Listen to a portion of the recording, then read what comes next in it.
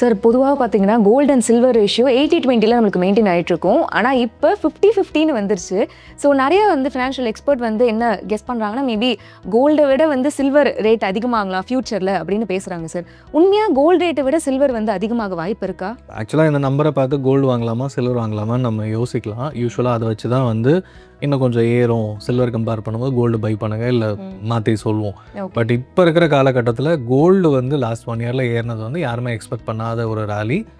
Central banks by பண்ணதும் யாருமே expect பண்ணாத விஷயம். ஸோ அது கம்பேர் பண்ணும்போது சில்வர் ரொம்பவே கம்மியாக இருந்தது. அதுவுமே இன் கம்பேரிசன் ஏற ஆரம்பிச்சது. ஆல்மோஸ்ட் லைக் லாஸ்ட் இயர் $30 இருந்தது, இப்போது $130 போய் குறைஞ்சிருக்கு. ஸோ அப்படி பார்த்தீங்கன்னா இந்த ரேஷியோ இன்னமும் நம்ம மேபி டைம் பீயிங்க்கு இதை வாட்ச் பண்ணிவிட்டு பை பண்ணலாமான்றது ஒரு காஷியஸாக இருக்கணும்னு சொல்லுவேன்.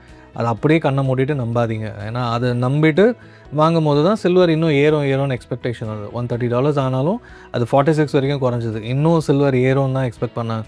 பட் ஆனால் அந்த $130 குறைஞ்சிது சில்வர். அப்போ ரவுண்ட்ஸ் நான் சொல்கிறேன், அது இன்னமும் குறைஞ்சிது. ஸோ அப்போது மார்க்கெட் டிமாண்டும் கண்டிப்பாக அனலைஸ் பண்ணணும். இங்கேருந்து ஏறுமா, எங்கேருந்து இந்த அளவுக்கு ரேலி ஆகிருக்கு, அது கோல்டை கம்பேர் பண்ணும்போது அது எப்படி இருக்கும்.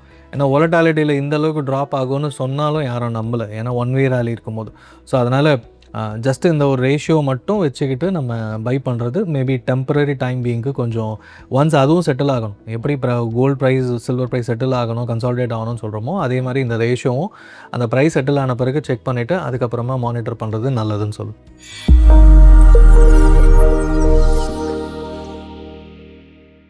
Investment in security markets are subject to market risk. Read all the related documents carefully before investing.